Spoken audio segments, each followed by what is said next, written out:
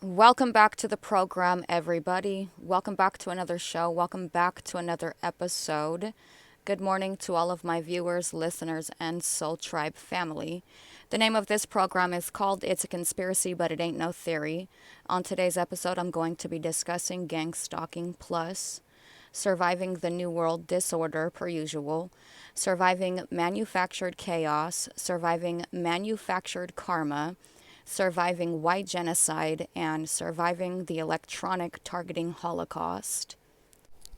My name is Adrienne Alese. I am the author and creator of a book trilogy called Lucy's Lair Part 1, 2, and now 3.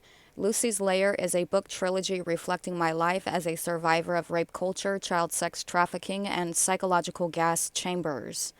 On this program, I advocate for women's rights, basic human rights, and the rights of those disabled. I also advocate on behalf of the foster children in the CPS systems, orphans, single mothers, foster mothers, and those less fortunate.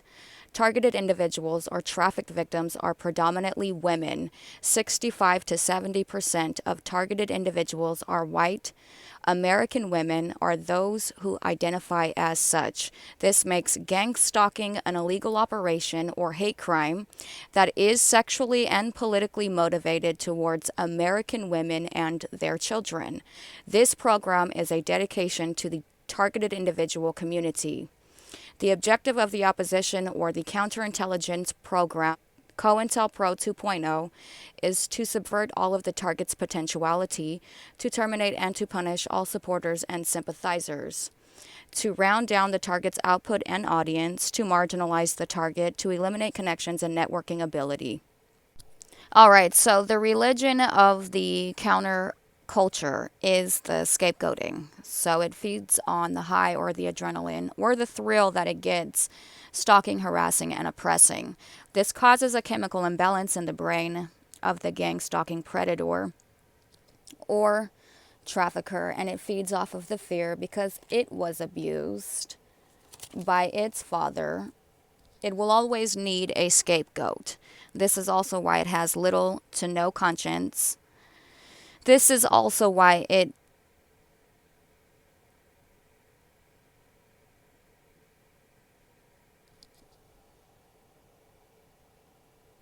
this is also why it is terrified of becoming a parent itself, because it doesn't even trust itself around its own child or would-be child, because it knows that it always needs a scapegoat. It's decided that it is better off not having any children of its own, because it knows that the child will become the scapegoat. It does not want to be ostracized the same way that it ostracizes. It can't deal with the same scrutiny that it puts the scapegoat or the trauma victim through. It absolutely cannot. If it doesn't get its way one time, it will have a full-blown meltdown like a tantrum, like a toddler. So it cannot handle the same abuse and scrutiny it subjects its victims to. It will react violently or abusively when it doesn't get what it wants. Pretty much, that's what it says. Which, in that case, it becomes not only a danger to itself, but it's a danger to the community. So anyways, the legal ties to the justice system come to the rescue. They lie to keep their kids and family protected from serving any real justice. So this program is all about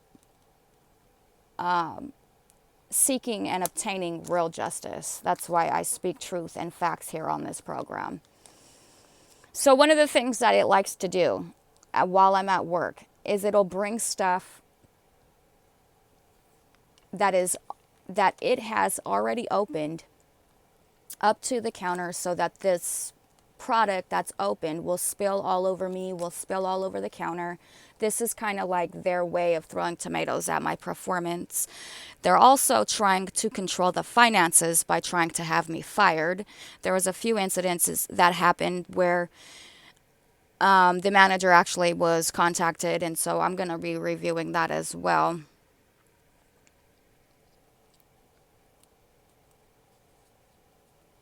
And I just think it's really interesting how toxic and abusive that these gang stalking boyfriends or sugar daddies or just whatever you want to call them are. Because you can see how it's constantly mirroring with the neurolinguistic programming, and then that mirroring will eventually be mirrored by the boyfriend, by the child, by the best friend, and so on and so forth. But it uses its vehicles to facilitate proxy wars. It has always got a vehicle with something sticking out of the trunk. This is a desensitization method that they've desensitized me to. This is something that I am dealing with pretty much every single day.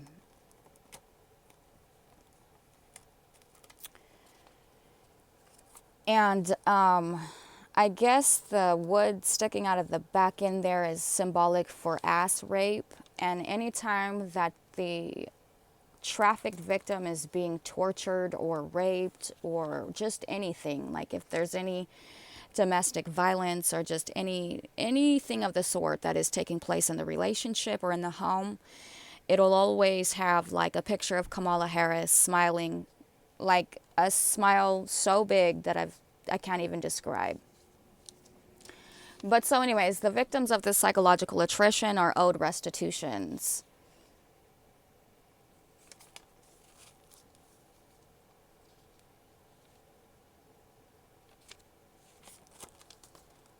All right, so it'll get upset about the target obtaining a job position, as this goes against the woke mob motto, go woke, go broke, and it'll start talking about illegal aliens stealing, quote, our jobs, which is what Donald Trump was talking about just shortly after I was hired.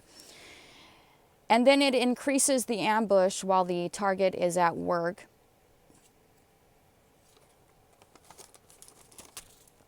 And then if the target asks a question or if the target says anything at all, it'll just send more gang stalkers in there to maliciously harass and to try to make the target so uncomfortable at work that it'll just leave. It had an entire PSYOP plan where it wanted me to become depressed. It uses the sexual exploitation and specifically uses sexual exploitation of the trafficked victims' children and partner. It will use the sexual exploitation in order to anchor so that the victim of this psychological attrition will become codependent and possibly depressed and possibly become an alcoholic, because this is how they control the trafficked victim and its behavior. So if it's an alcoholic, it's easier to control, it's easier to get in trouble, it's easier to set up, it's easier to mislead, it's easier to misguide, people don't care about it as much, so on and so forth. So it had this entire plan of trying to use sexual exploitation as a weapon and sexually exploit me, sexually exploit my children, and sexually exploit my partner as well in order to anchor me to create codependencies so that I would backslide, so that I would end up being tortured and put in either prison or jail or in the psych ward. And instead of that happening, instead of that little fantasy or delusion or illusion coming true, I call them delusions of grandeur, because every last one of them are psychosadists. They all get off on this. And that's why they do it. And so, because the plan didn't fall through, because I combated that by going and getting a job almost immediately. So yeah, it's pretty upset about the fact that I'm working, so it does ambush me while I'm at work. It tried to drive past me all fast to scare me into thinking that it was gonna hit me if I come out to do a cart run or something like that at work. So yeah, because of the programming and the torture, the psychological attrition, most of these victims get to the point where they need an escape. And so a lot of the times they'll internalize and they'll become drug addicts or alcoholics. And they're using all types of colors to manufacture depression, so they can weaponize that, so they can use that as an anchor, so that they can usher in codependencies, more of them. So you're less free, and you're not independent, so you're codependent. So anyways, to continue. That all fell through. They use a lot of blues, they use a lot of grays, and it's just all one attack after another, one psyche profiling attack after another. They manufacture the mental or the medical record so that they can misdiagnose the trafficked victim, and the goal of the PSYOP is the monetary suppression to ensure the target's fate or destiny as poor or homeless. And this is done to ensure that nobody essentially will befriend them, so the target doesn't have any support. So nobody will believe them when they speak, to discredit them when they do come out about their victimization. One of the ladies at the store got mad because she asked if we had baby food, and we do not have baby food, and she got a little upset. And I realized why she was asking, because later on in that week, we got some small jars that are about the size of a jar of baby food. And one of the gang stalkers brought the jar of mustard up to my register, and their child took it off the counter and dropped it and broke it. So the reason why this other lady was asking if we sold baby food is so that they can come in there and start dropping like little small jars of glass, and then just, of course, try to pacify this like if it's some sort of an accident, when it was not. It's an omen. They're trying to curse with that. So anyways, so it uses its children to come in there and to try to do the whole neuro-linguistic programming. It probably even uses foster children to do this as well.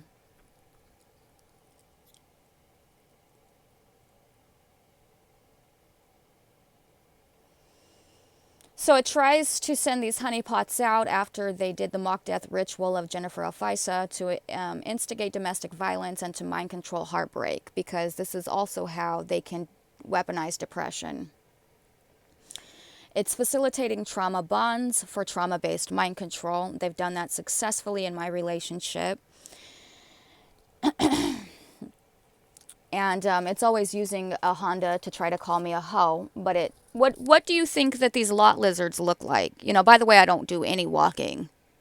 You'll never see me walking or running in these streets like that. Running amok, that's disgusting. These whore honeypots do more lot lizarding than you'll ever see me doing. Anyways, I just think it's funny because,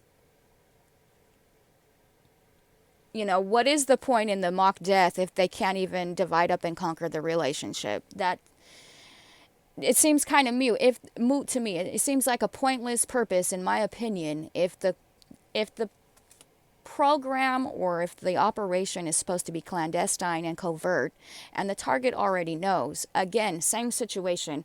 It makes the purpose kind of pointless. To me, it's a moot purpose, in my opinion. So anyways, to continue.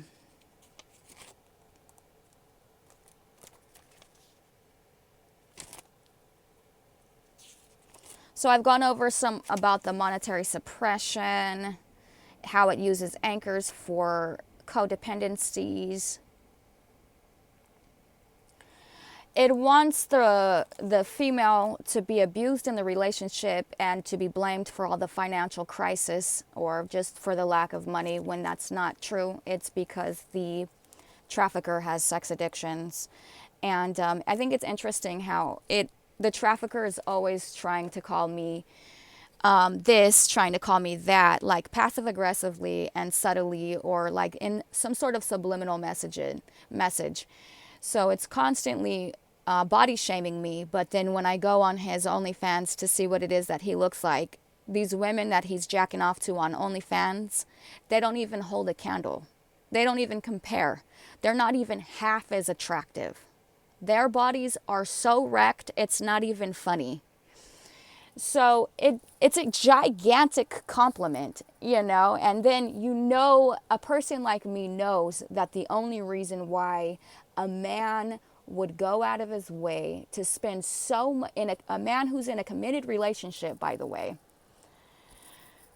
it's so obvious to me that they're dealing with low self-esteem when they go out of their way to put you last and you look better than everybody he jacks off to on Pornhub. I look better than everybody he jacks off to. Like I said, there is not one person on there that is more attractive than myself, okay? There is not. And so I just think it's funny. So the only reason why I'm forced to compete is because he's insecure, he's jealous, and he's struggling with his inadequacy issues. This is the only real issue why any man makes a woman compete. This is the only real reason why any man makes a woman compete. For attention, for time, for money, anything like that. It should never be a competition at all. You see how I'm secure in myself, and I'm never bringing external stimuli around Jaron. And this external stimuli that I'm forced to compete with, it's 24/7. It's all day, every day. It's his boss at work, which, by the way, if you ask a female coworker at work if they're hungry, that's like asking to take them out on a date. That is what you would ask if you were single. He is not, by the way. And if you were looking to take somebody out on a date to go eat somewhere. None of my male coworkers ever ask me if I'm hungry or if they can go out of their way to buy me something to eat. This is all done because it's perpetuated by these dirty police officers and all of these fucked up political rivals.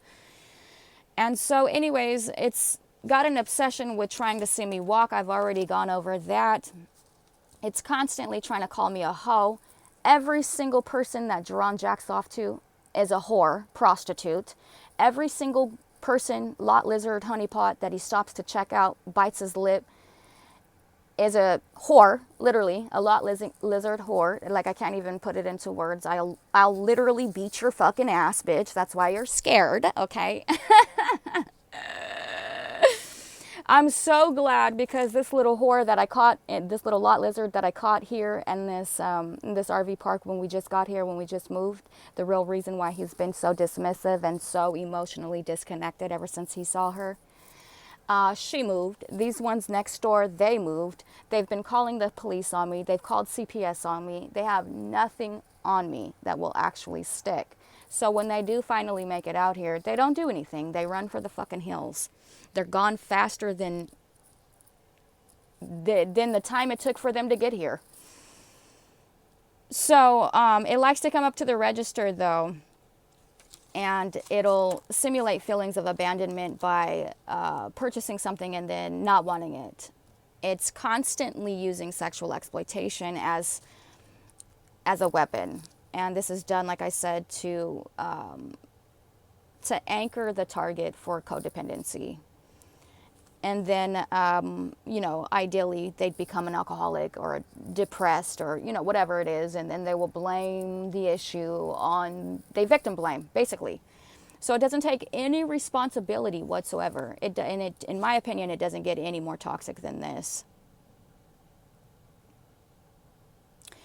Yeah, it's trying to arrange for myself to be wrongfully terminated. And it wants to have a situation where it would appear like if I am being racist, when that is exactly what this counterculture is doing. That is exactly what they are doing. You know how happy it makes me to get on Jaron's OnlyFans and to see the women that he jacks off to are fugly as fuck? That just fills my heart. Like, you're not going to ever forget me, number one. You're not going to ever get over me, number two. And you're not going to ever be able to replace me, number three. I don't even know why they play these games, because seriously, they're just playing themselves. Look at all the karma he's getting. So anyways, it's a slow kill torture program that is designed to chip away at a target's health so it suffers slowly before it dies, that being the target.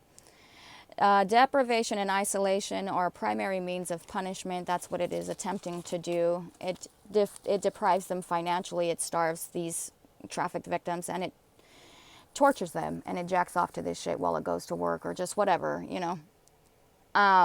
So you know that if they will kill and murder for each other, they have no problem lying for each other. Okay, they have no problem lying for each other whatsoever.